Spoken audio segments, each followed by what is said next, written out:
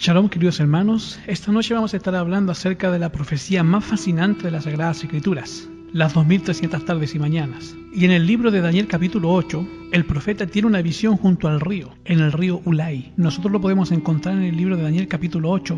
Dice: en el tercer año del rey Belsasar me apareció una visión a mí, Daniel, después de aquella que me había aparecido antes. Vi en visión que yo estaba en Susar, que es la cabecera del reino, de la provincia de Persia. Vi pues en visión estando junto al río Ulai. Ahora lo importante de esta visión es que fue dado en el tercer año del rey Belsasar. ¿Ustedes se acuerdan cuál fue el rey que trajo los vasos santos para beber vino en ellos? Es el rey Belsasar. El tercer año del rey Belsasar, o sea, ese año el rey Belsasar murió. Acabó el reinado de Babilonia. Ese año cayó Babilonia. Y la visión del capítulo 8 es una visión que de hecho ya no va a tomar en cuenta Babilonia, porque Babilonia ya está a punto de caer. Y como Babilonia está a punto de caer, ya no tiene sentido de ponerlo dentro de la visión. El reino que va a comenzar la visión no va a ser Babilonia, sino que va a ser medio Persia, porque es el reino que continúa, el reino que sigue. Estamos en el libro de Daniel capítulo 8. Ahora, en esta visión van a aparecer varias bestias. Daniel capítulo 8 dice: estando allí en la visión, de pronto Daniel ve a un carnero que tenía 2 cuernos. Un cuerno era más largo que el otro. En esta visión dice el profeta Daniel: contempla un carnero. Ese carnero tenía un lado más largo que el otro, y hería y dominaba, y era prácticamente invencible. Versículo 4: vi que el carnero hería con los cuernos al poniente, al norte, al mediodía, y que ninguna bestia podía parar delante de él, ni había quien escapase de su mano. Hacía conforme a su voluntad y se engrandecía. Quiero recordarte, hermano, este carnero tiene un cuerno más alto que el otro, con lo cual te da a entender claramente de dónde va a ser.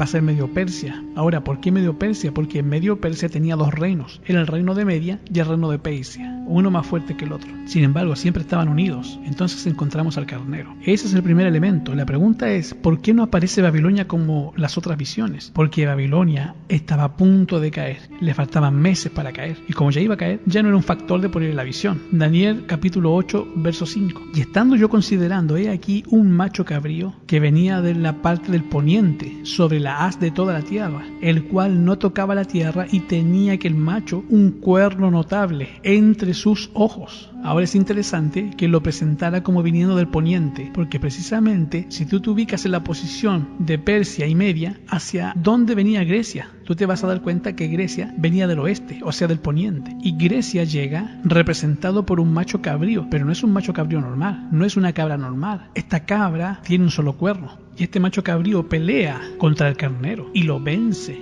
lo despedaza, lo pisotea. Versículo 6: y vino hasta el carnero que tenía los 2 cuernos, el cual había visto yo que estaba delante del río, y corrió contra él con la ira de su fortaleza, y vi que llegó junto al carnero y se levantó contra él, y le hirió y le quebró sus 2 cuernos, porque en el carnero no había fuerzas para parar delante de él. Lo derribó por tanto en tierra, lo holló, no hubo quien lo librase al carnero de su mano, y se engrandeció en gran manera este macho cabrío, y estando en su mayor fuerza, aquel gran cuerno fue quebrado, y en su lugar subieron otros 4 cuernos maravillosos hacia los 4 vientos del cielo. Estando en su mayor fuerza, ese cuerno notable que tenía el carnero fue quebrado, y en lugar de él salieron 4 cuernos, y esos 4 cuernos crecieron hacia los 4 vientos del cielo, o sea, a los 4 puntos cardinales de la tierra. Los 4 puntos cardinales de la tierra: el norte, el sur, el este y el oeste, hacia los 4 vientos. Ahora lo interesante es que de uno de los vientos, no nos dice cuál, no nos dice si es el viento del norte, si es el viento del sur o el viento del oeste. De un viento habla ese carnero. De uno de los vientos sale un cuerno sin animal, un cuerno que nace del viento. Por eso dice que creció hacia los vientos, y de uno de ellos, o sea, de uno de los vientos, salió un cuerno pequeño, el cual, fíjate, el crecimiento de este cuerno es interesante, el cual creció mucho al mediodía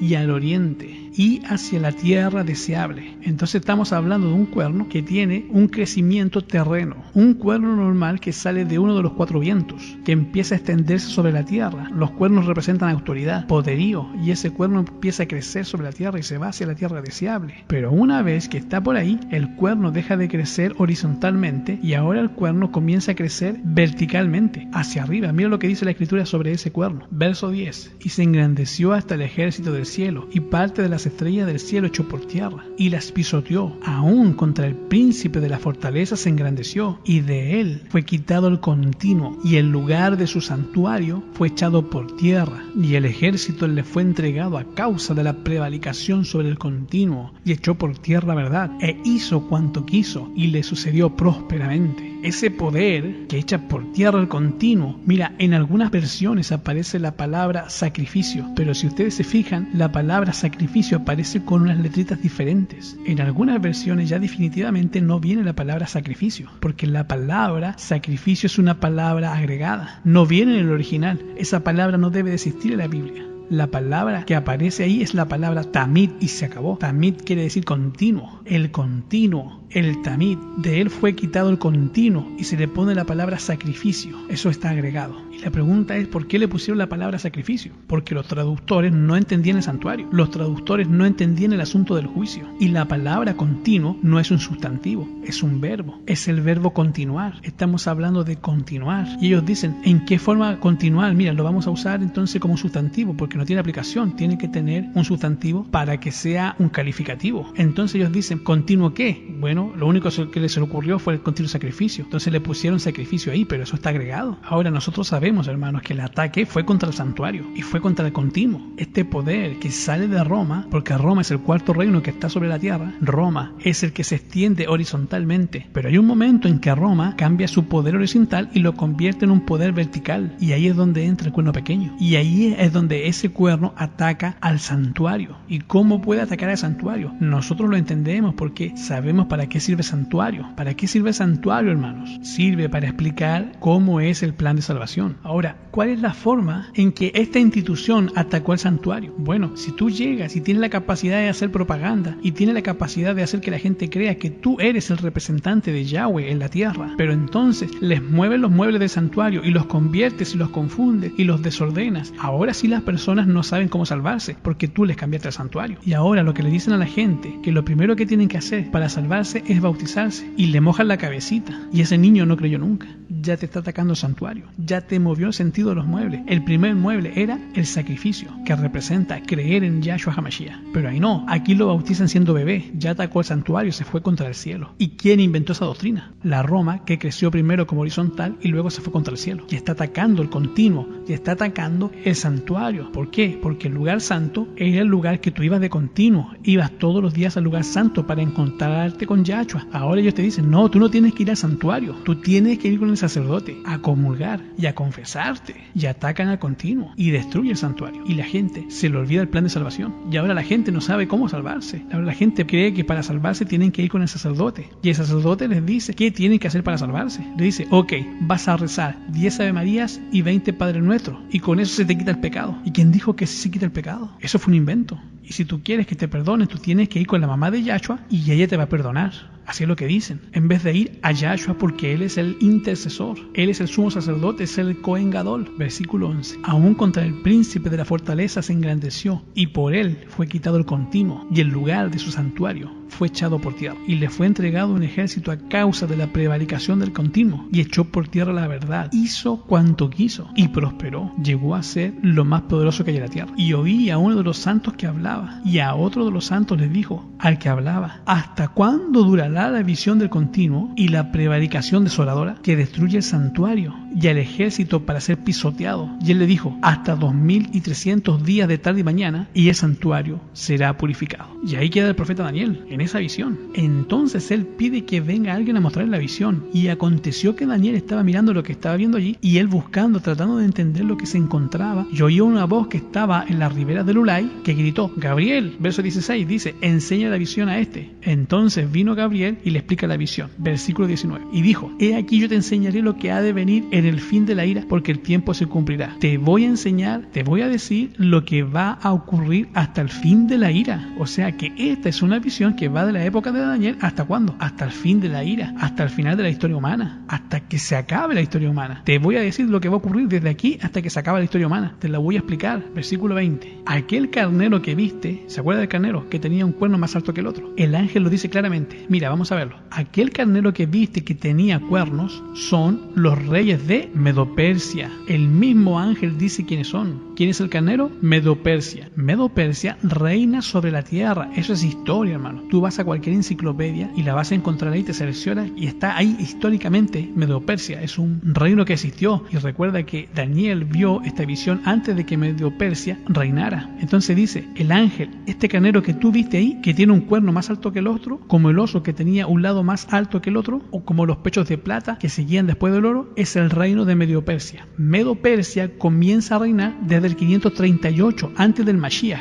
Recordemos que antes del Mashiach los años se cuentan hacia atrás. Esa es la cronología que un teólogo llamado Ussher le hizo al Papa Gregorio VI y se conoce como el calendario gregoriano. Este es el calendario que manejamos nosotros, que tenemos hoy, y a estos años que están antes del Mashiach le llamamos antes del Mashiach, y estamos contándolos de adelante hacia atrás. Del año 538 al 331 Medo-Persia gobierna el planeta Tierra. El mismo ángel sigue hablando. Versículo 21. Y el macho cabrío es el rey de Grecia. Yo no sé por qué no lo entendieron si es algo tan sencillo, tan fácil está. En algunas versiones dice Javán. Javán es Grecia. Las versiones más antiguas dicen así. El ángel dice es Grecia. Y ese cuerno que tú ves ahí es el primer rey de Grecia. ¿Y cuál es el primer rey de Grecia? Alejandro el Grande, que venció en las guerras medias a los persas. Hay una carrera en la cual se llama la carrera de maratón en los Juegos Olímpicos, que son 42 kilómetros aproximadamente, porque en el valle de Maratón hubo una guerra. En ese valle Alejandro el Grande venció a Darío de Media, a ese Artajerjes que era prácticamente el esposo de Esther, el rey Asuero. Bueno, lo vence en esa batalla y Alejandro Magno manda a un tipo a correr, a decir, hasta Atenas, vencimos, victoria, y corrió 42 kilómetros, y por eso celebran en las carreras de las Olimpiadas la carrera de maratón. Eso es historia, hermano. El primer rey, el rey de Grecia, es Alejandro Magno. ¿Desde cuándo gobierna Grecia? Grecia gobierna desde el año 331 hasta el año 168 antes del Mashiach.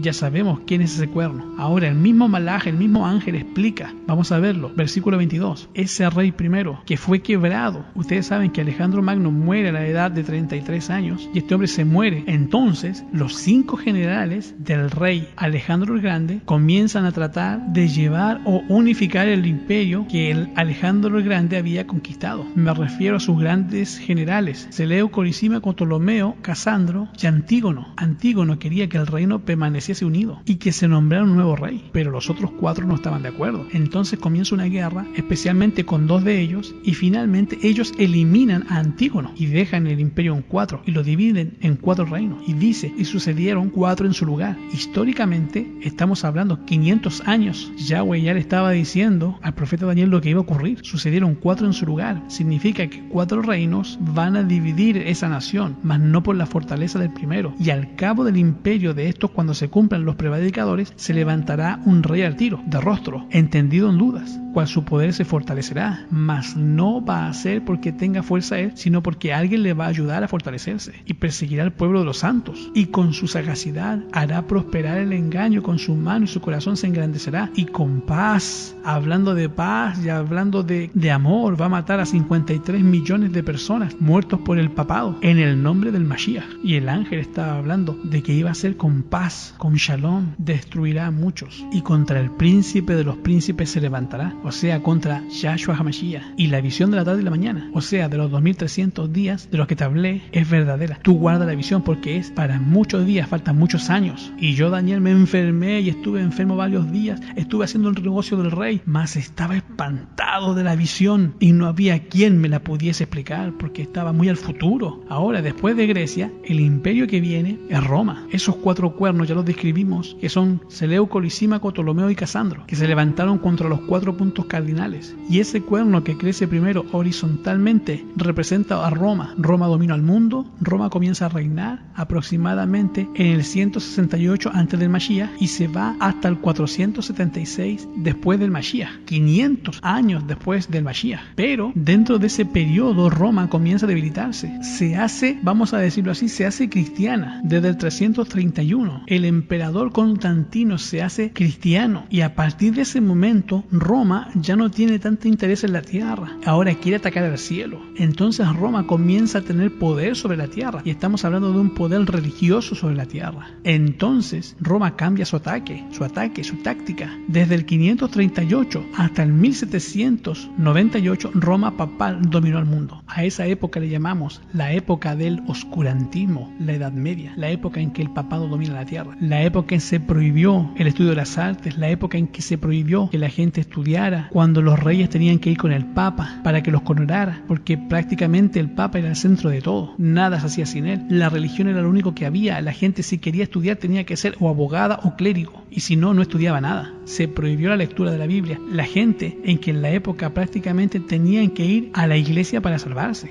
Era la única institución de la tierra en la cual se podían salvar, y dominaba todo el mundo porque traspasaba fronteras. Los reyes tenían fronteras, pero el papa podía irse a cualquier país y meterse a donde él quisiera. Dominaba prácticamente todo lo que había. Estableció la Inquisición, y la Inquisición fue una época de terror en que los reyes estuvieron prácticamente sujetos al poder papal. La ciencia, las artes, todo estuvo cerrado. Por eso fue la época del oscurantismo. No había prosperidad de ningún tipo. Mira, para que te hagas una idea, en todos los países donde ha entrado el catolicismo, son países que le ha costado surgir en cuanto a ser una potencia. Analiza los países, mira, Chile, Perú, Bolivia, Ecuador, Venezuela, son países que le ha costado surgir porque fueron países católicos. En cambio, los países que fueron protestantes son potencias: Estados Unidos, Rusia, Inglaterra, Alemania, potencia. Y estamos hablando de una época que llegó hasta 1800, porque el ángel lo dice, y después de 1800 el juicio. Daniel 8:14 dice: y él me dijo, hasta 2300 días de tarde y mañana, y el santuario será purificado. Esa palabra 2300 días, pasaron los años y nadie la podía entender, y de hecho Daniel estaba confundido, y Daniel en el capítulo 9 se pone a orar, porque Daniel está preocupado por el santuario, está preocupado por la visión, él no entiende nada de lo que está sucediendo. Pero entonces en Daniel capítulo 9 Yahweh le hace una explicación a Daniel de la visión que no comprende. Mira, vamos a leerlo en el versículo 27 del capítulo 8 para que tú veas cuál es la preocupación de Daniel. Y yo, Daniel, fui quebrantado y estuvo enfermo, porque no entendía, estaba desesperado y quería comprender. Y yo, Daniel, fui quebrantado y estuve enfermo algunos días, y cuando convalecí hice el negocio del rey, pero estaba espantado. ¿Por cuál visión? Por la visión de los 2300 días. Mira lo que le dice el ángel acerca de la visión, versículo 26, la visión de la tarde y la mañana. ¿Cuál tarde y la mañana? Pues Daniel 8:14, y me dijo, hasta 2300 días de tarde y mañana, y el santuario será purificado. Y el versículo 26, una vez más, Daniel 8:26 dice, y la visión de la tarde y la mañana, o sea, los 2300 días que te dije es verdadera. Guarda la visión porque faltan muchos días, están muy lejos en el futuro. Y Daniel estaba espantado, estaba quebrantado cuando convalecía algunos días a los negocios del rey, pero estaba espantado acerca de la visión y no había quien me la explicase. Y entonces, ya en la época del rey Asuero, ya había caído Babilonia, ya estaba en la época de Asuero. Daniel sigue espantado acerca de la visión porque él no vio al pueblo de Israel por ningún lado. Él era israelita, no vio a Jerusalén por ningún lado en la visión, que no encontraba a Israel, a Jerusalén, su ciudad, por ninguna parte de la profecía, no la encontraba. Y se fue a revisar lo que el profeta Jeremías había escrito y leyó que Jeremías había dicho que iba a estar 70 años en Babilonia. Y ahora Daniel está preocupado y dice, bueno, ¿y esta profecía qué? Y de acuerdo a lo que yo vi, bueno, yo vi a Grecia, vi a un pueblo que va a venir, no sabía que era Roma, y vi a alguien que iba a atacar a Yahweh y que iba a atacar el santuario, y vi a Medio Persia y entendí que Medio Persia va a caer por Grecia, ya entendí que Grecia no va a durar, va a venir un pueblo que lo va a vencer, y va a ir un pueblo que se va a ir contra el cielo, y va a atacar el continuo. Mira, todo eso lo entiendo, 2300 días, y el santuario será purificado. ¿Y qué hay con las profecías de Jeremías? Él estaba preocupado, él no entendía porque no veía su ciudad Israel por ninguna parte de la profecía, y ve que Jeremías dice, sí, 70 años van a estar, y él se da cuenta y dice, ya los 70 años están a punto de acabarse, ¿qué va a pasar con esta profecía? Y el hombre se pone de rodillas y comienza a pedir a Yahweh, porque él piensa que Yahweh ha apartado su misericordia del pueblo de Yahweh, porque se han ido a pecar, porque se han olvidado de Yahweh, y porque se han apartado sus mandamientos. Ya el Padre los ha dejado y no les va a cumplir la profecía, porque ojo, las profecías son condicionales. Él piensa, no los va a cumplir nada, y se pone de rodillas y se pone a interceder por su pueblo, pueblo y por su santa ciudad y le dice: Yahweh, perdónanos. Entonces, en su misericordia, le dice: oye, Gabriel, ve y explícale la visión porque esto no entiende nada. Explícale cómo está. Y ahora, dile lo que va a pasar con Jerusalén, porque él está interesado por su pueblo. Él está interesado porque no ve a Jerusalén por ninguna parte en la profecía. Bueno, explícale de esta visión larga de los 2300 días. Córtale un pedacito, el pedacito que tiene que ver con Israel. Dáselo. Dale solamente ese pedacito que tiene que ver con Israel para que él lo pueda entender y esté tranquilo. Mira, vamos a Daniel capítulo 9. Y él está orando y dice: hemos pecado, tuya es la justicia. Está orando el profeta Daniel, versículo 7, y sigue orando acerca de la confusión que han tenido. Perdónanos, de Yahweh es el tener misericordia y perdonarnos. Nos hemos rebelado. Está orando, pidiendo. Entonces, mira cómo cierra la oración. Dice el versículo 16: oh Yahweh, según todas tus justicias, apártese ahora tu ira y tu furor de sobre tu ciudad Jerusalén, tu santo monte, porque a causa de nuestros pecados y por nuestra maldad de nuestros padres Jerusalén, tu pueblo, es dado lo oprobio a todos en derredor. Está orando. Inclina tu oído, perdónanos. Versículo 19: oye Yahweh, presta oído y haya paz. No pongas dilación por amor de ti mismo, porque tu nombre es llamado sobre tu ciudad y sobre tu pueblo. Versículo 20: y estando aún hablando y llorando, confesando mi pecado y el pecado de mi pueblo Israel, derrama mi ruego sobre Yahweh por el monte santo de mi Elohim. Aún estando en oración, aquel varón Gabriel, al cual había visto yo en la visión del principio. ¿En qué visión había visto a Gabriel? En la visión de los 2300 días. Vino volando con presteza, me tocó como a la hora del sacrificio de la tarde, como a las 3 de la tarde, y me hizo entender y habló conmigo y me dijo: mira Daniel, he sido enviado y he venido para hacerte entender la declaración. ¿Qué declaración? Bueno, la única que hay ahí es la declaración que hasta 2300 días y tal de mañana y el santuario será purificado. A eso vino, a explicarte la declaración que hicieron. ¿Qué declaración? Una declaración es cuando yo digo algo, doy una declaración. ¿Cuál fue la declaración? Mira, fíjate, vamos a leerla. 8, 13 y 14. Y oí un santo que hablaba y otro santo que dijo: ¿hasta cuándo durará la visión del continuo y la prevaricación de la asoladora que pone al santuario y el ejército para ser hollados? Y ahí va la declaración. La declaración es: y él me dijo, hasta 2300 días de tarde y mañana el santuario será purificado. Bueno, Gabriel viene a explicar la declaración. Regresemos a Daniel capítulo 9. Y me hizo entender y me dijo: Daniel, he venido para hacerte entender la visión. Versículo 23. Al principio de tus ruegos vino la orden. O sea, él estaba apenas orando y Yahweh ya le dijo: mira, ya este Daniel está otra vez orando. Y como Daniel es muy amado, no lo hagamos sufrir. Mira, ve y explícale. Al principio de la oración de Daniel, Yahweh mandó al ángel Gabriel. Pero como está muy lejos, ¿a qué distancia estará? Tardó un ratito en llegar. Pero la oración de Daniel estuvo más o menos extensa. Pero en el lapso de una oración llegó el ángel de por allá de unas cantidades pero infinitas de kilómetros. Llegó y le dice: mira, de esa visión que trata de los 2300 días, 70 semanas han sido cortadas, determinadas. La palabra chatnat quiere decir cortar, seleccionar. Es como si yo le dijera a una persona que vivió 70 años, hermano, de su vida, ¿cuál es el chatnat que usted diría es el periodo, es el mejor de su vida? Ese es un chatnat de tu vida. Entonces la persona dice: mira, desde que nací hasta que estuve en el 6º grado, o sea, como hasta los 12 años, más o menos. Esa fue la mejor etapa de mi vida. Ese es un chatnat. Hiciste una determinación, cortaste de tus 70 años de edad, cortaste los primeros 12 y los seleccionaste como los mejores. Ese es un chatnat. El ángel le dice: mira, de esos 2300 días te voy a hacer un chatnat, o sea, te voy a cortar un pedazo, y ese pedazo que estoy cortando está determinado sobre quiénes, para quiénes son. Ese chatnat que estoy haciendo, esa determinación que estoy haciendo, 70 semanas. ¿Cuántos días son 70 semanas? Son 490 días. Ahora, ustedes van a ver que esos 490 días se les aplica un principio profético, que en profecía los días equivalen a años, y esos 490 días son 490 años. 70 semanas están determinadas sobre tu pueblo. ¿Cuál es el pueblo de Daniel? Israel, sobre tu pueblo y sobre tu santa ciudad, o sea, Jerusalén, para acabar la prevaricación, concluir con el pecado, expiar, limpiar la iniquidad, para traer a la justicia de los siglos. ¿Quién es la justicia de los siglos? Para que venga Yahshua HaMashiach. y para sellar la visión, la profecía, y ungir al santo de los santos. ¿Quién es el santo de los santos? Yahshua HaMashiach. Y el ángel le dice, ok, mira, te voy a decir el punto de partida de la visión. Sepas pues y entiendas que desde que se dé la orden, la salida de la palabra para restaurar y edificar a Jerusalén, ahí está el punto de partida de la visión. El ángel le dice, mira, ok, el punto de partida de estos 490 años, de estos 490 días, ¿y cómo sabemos que es día por año? Mira, vamos a asentar esto antes de seguir con la profecía. Para eso vamos a ir a Ezequiel. Cumplido esto, dormirás sobre tu lado derecho, y la segunda vez llevarás la maldad de la casa de Judá por 40 días. Pero no eran 40 días. En profecía, día por año te lo he mandado. Ese principio lo encuentras en la Biblia en diferentes versículos. Por ejemplo, en Números 14:34. Conforme al número de los días, fueron 40 días en que reconocisteis la tierra. Llevaréis vuestras iniquidades. 40 años.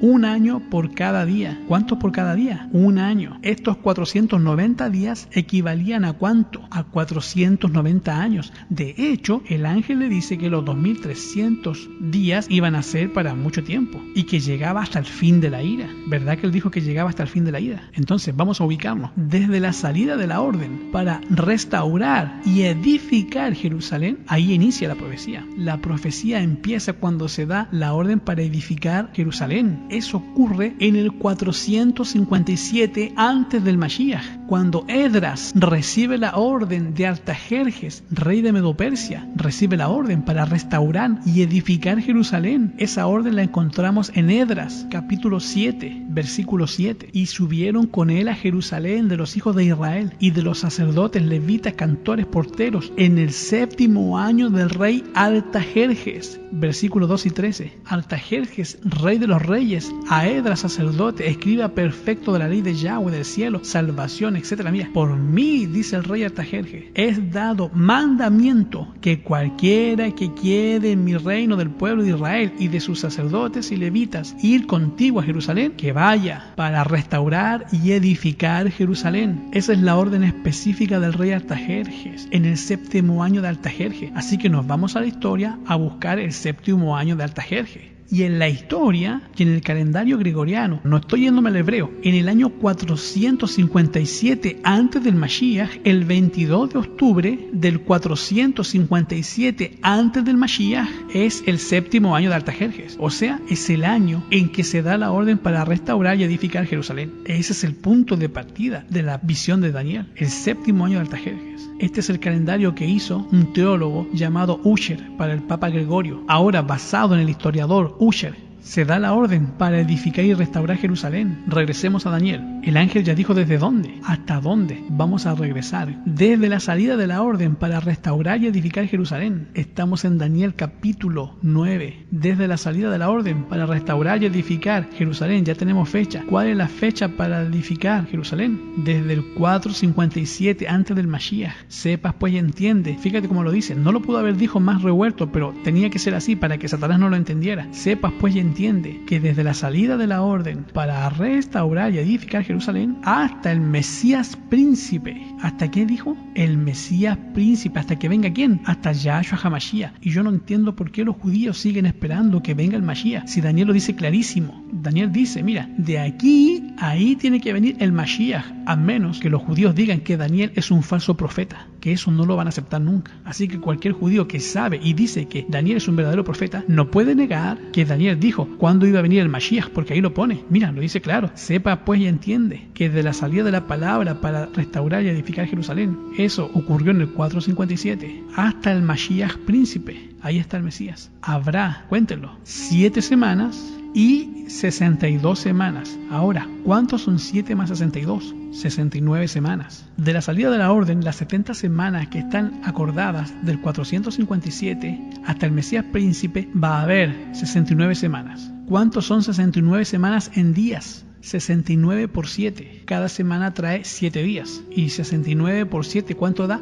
483. O sea, del 457 lo que tenemos que hacer es una resta simple. Al 457 le tenemos que restar 483 años. Vamos a ver. Si le restamos 483 años nos va a llevar al año 26. Porque si tú haces la resta y le quitas 483, al 457 le quitas 483, tienes que poner menos 457 más o menos otra vez. El resultado es 26. Pero como estás pasando a después del Mashiach, le tienes que sumar un 1 más 1 y eso te va a llevar al 27 después del Mashiach.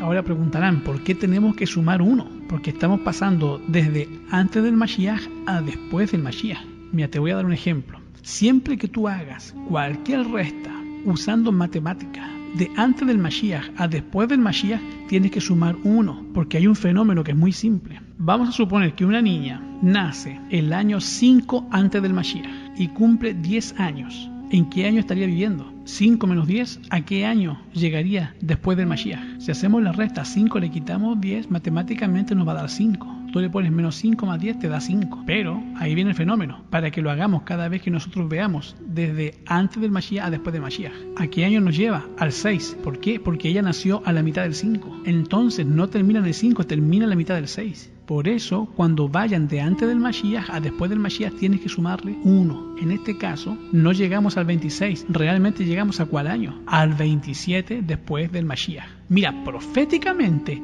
el año 27, ¿quién debía de venir? El Mashiach, Yahshua HaMashiach. ¿Qué pasó en el año 27 de nuestro calendario? En ese año, mira, y esto es increíble porque es impresionante. El año 27 de nuestro calendario, Yahshua HaMashiach vino al Jordán. Juan el Bautista lo bautizó. El Espíritu del Padre se deposita sobre el Mashiach y él comienza su ministerio mesiánico en la tierra. Y eso es así como te lo digo históricamente. El año 27 del calendario gregoriano, Yahshua va al Jordán, es bautizado y comienza su ministerio en la tierra. Ahí está el Mesías príncipe. Y no estamos inventando matemática de ninguna, porque así ocurrió. Son exactamente 483 años después de la salida de la orden para restaurar y edificar Jerusalén. Algunos dirán, ay, pero si Yahshua tenía solamente 30 años, porque es el año 27. Cuando Gregorio se equivocó en hacer los cálculos, el año 0, el Mashiach ya tenía 3 años. Él quiso poner el año 0 exactamente el año en que Yahshua HaMashiach nació, pero se equivocó. El año en que el Mashiach nació era el año -3. Se equivocó. Y ya, cuando los eruditos se dieron cuenta que estaba equivocado, ya estaba todo puesto. Entonces seguimos así. Por eso es que este año es el año 2008, pero originalmente es el año 30 después del Mashiach. Y en todo caso, tenía que haber sido el año 454. Daniel capítulo 9. Se tornará a edificar la plaza y el muro en tiempos angustiosos. Y después de las 62 semanas, o sea, cuando ya se acaben las 7 más 62, ¿qué va a pasar? Se quitará la vida ¿a quién? Al Mesías. No por sí, el pueblo de un príncipe que va a venir. O sea, los romanos destruirán la ciudad y el santuario. Y en esa semana confirmará el pacto a muchos. A la mitad de la semana hará cesar el sacrificio y la ofrenda. La vida del Mashiach se le iba a quitar a la mitad de la semana. Iban a hacer cesar el sacrificio y la ofrenda. ¿Tú te acuerdas cuando el Mashiach murió en la cruz? ¿Qué ocurrió con el corderito? Se arrancó. ¿Qué pasó con el velo del templo? El que separaba el lugar santo del lugar santísimo. Se rasgó. ¿Qué dice la escritura que le pasó al sumo sacerdote? Se le cayó el cuchillo. Bueno, a la mitad de la semana. Al 27, la mitad de una semana, porque son 70 semanas. Falta una semana más. 7 años. En esos 7 años, la mitad de 7 es 3.5. O sea, 28, 29, 30 y a la mitad estamos llegando al año 31. La mitad del 31 es la mitad de los 7. El año 31 se quita la vida a Yahshua. Él muere en la cruz del Calvario por todos nosotros. A la mitad de la semana se hace cesar el sacrificio y la ofrenda. Eso es así exacto, matemáticamente exacto. La profecía es matemáticamente exacta, querido hermano. Y a la mitad de la semana, Yahshua muere en la cruz del Calvario, cesa el sacrificio y la ofrenda, entonces faltan 3 años y medio más. Ahora, Él se va a los cielos para ser nuestro representante. Queda más porque estaban determinados sobre su pueblo. Faltan los 3.5 años más que nos llevan hasta el año 34 de nuestra era. ¿Qué ocurre en el año 34 de nuestra era? El año 34 de nuestra era, los judíos rechazan al Mashiach y empiezan a perseguir a todos los que seguían a Yahshua HaMashiach. Matan a Esteban y él es el primer mártir y le declaran prácticamente la guerra a lo que es ser seguidor del Mashiach. Ahí se acaba la oportunidad para el pueblo judío, para ser el pueblo escogido por Yahweh. Se le acaba también la oportunidad para aceptar a Yahshua HaMashiach como su salvador personal. Por eso le dijo a Daniel, de esos 2300 días le vamos a dar 70 semanas al pueblo judío. Les voy a traer al Mesías y vamos a ver qué hacen con él, si lo aceptan o no lo aceptan. Si no lo aceptan, son 70 semanas. Cuando se acaben las 70 semanas, que están determinados sobre tu pueblo y sobre tu santa ciudad, es la oportunidad que les damos para que sigan siendo el pueblo de Yahweh. 490 años de los 2300 días. Pero la visión de la tarde y la mañana son para muchos días. Esos 2300 días para que el santuario sea purificado cuando se acaban. Iniciamos desde el 457, le sumamos o le restamos, como le quieras poner. Esos 400 ya están en la fecha completa. Todo lo que tenemos que hacer ahora es hacer lo mismo, pero con los 2300 días. Al 457 le restamos los 2300 días, nos lleva al año de 1843. Pero le tenemos que sumar ¿cuánto? 1. Y eso nos lleva al 22 de octubre de 1844. Proféticamente, el 22 de octubre de 1844, el santuario es nixdakado, es purificado. Yahshua HaMashiach pasa del lugar santo al lugar santísimo y los libros se abren. Eso quiere decir que inicia la faceta del juicio cuando los libros se abren. ¿Qué libros? Te voy a decir qué libros. Mira, vamos a leerlo. Daniel capítulo 12, versículos 1 y 2. Y en aquel tiempo se le hará a Miguel, el gran príncipe que está por los hijos de tu pueblo. Será tiempo de angustia cual nunca fue desde que hubo gente hasta entonces. Pero en aquel tiempo será libertado tu pueblo, todos los que se encuentran inscritos ¿en dónde? En el libro de la vida. Ahora, ¿cómo uno se inscribe en el libro de la vida? Bautizándose. ¿Y bautizándose cómo? En el nombre de Yahshua HaMashiach. Vamos al libro de Apocalipsis. Ya lo leímos, pero vamos a leerlos de nuevo. Apocalipsis capítulo 3, versículo 5 dice: al que venciere será vestido de vestiduras blancas, y no borraré su nombre ¿de dónde? Del libro de la vida.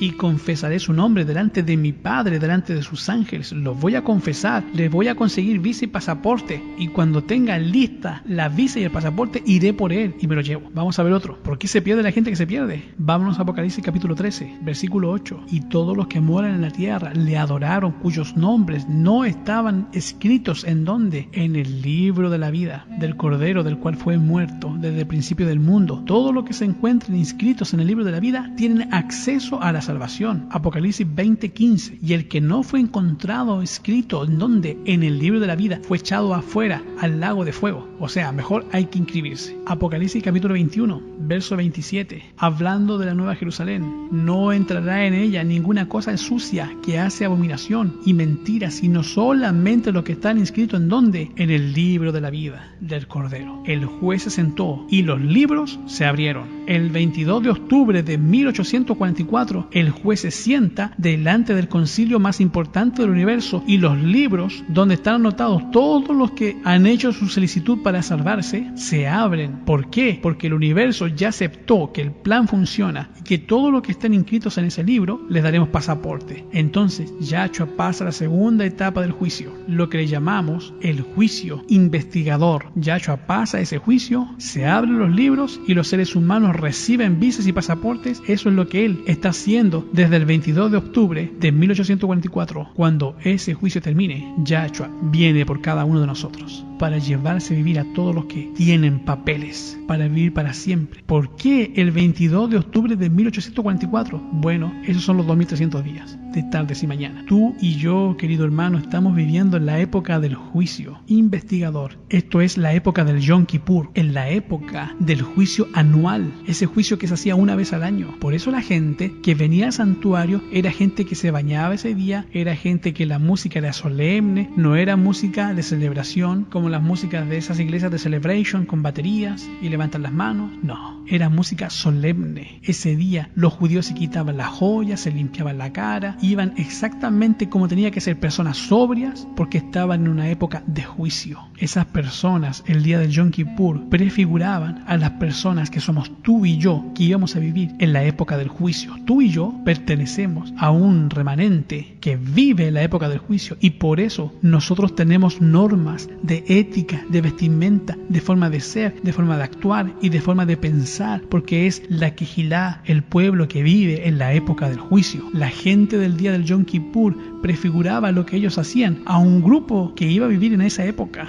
y a ese grupo se le da la oportunidad de ser parte de los 144.000. Así que dentro de la responsabilidad que se nos da el privilegio de ser parte de un pueblo especial. ¿Qué había en el lugar santísimo? En el lugar santísimo había 3 muebles. Aparte del arca estaba el maná, estaba la vara de Aarón y estaban las tablas de la Torá, de la ley. A esa gente que vive en la época del juicio, Yahweh les va a dar los mandamientos. Por eso guardamos los 10 mandamientos. Les iba a dar el maná. Quiere decir que Yahweh le iba a dar un pan espiritual mucho mejor, pan del cielo. Iban a tener información espiritual que otros pueblos no tuvieron. Iban a tener conocimiento espiritual que otros no tuvieron. La gente de la antigüedad no tenía la escritura. Nosotros tenemos la escritura. La gente no tenía profecía. Nosotros tenemos la profecía.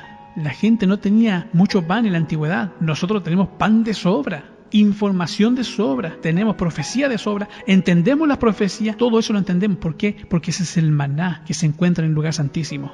Y aparte de eso, tenemos el sacerdocio de todos los creyentes, la oportunidad de ser sacerdotes como Aarón, los 144.000, santidad a Yahweh.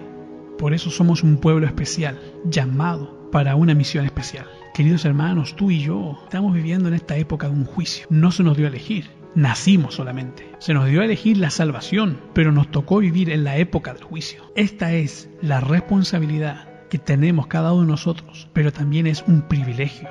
¿Cuántos quieren agradecer a Yahweh por esa oportunidad? ¿Y cuántos quieren decir al Mashiach: yo quiero vivir en el cielo, quiero que tú prepares ese lugar para mí, quiero conocer las cosas hechas por las manos de Yahweh y quiero estar listo para cuando termine el juicio? Que Yahweh les dé shalom.